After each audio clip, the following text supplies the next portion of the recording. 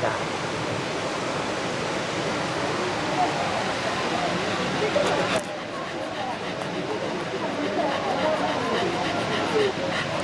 以上をもちまして観光放流を終了いたします。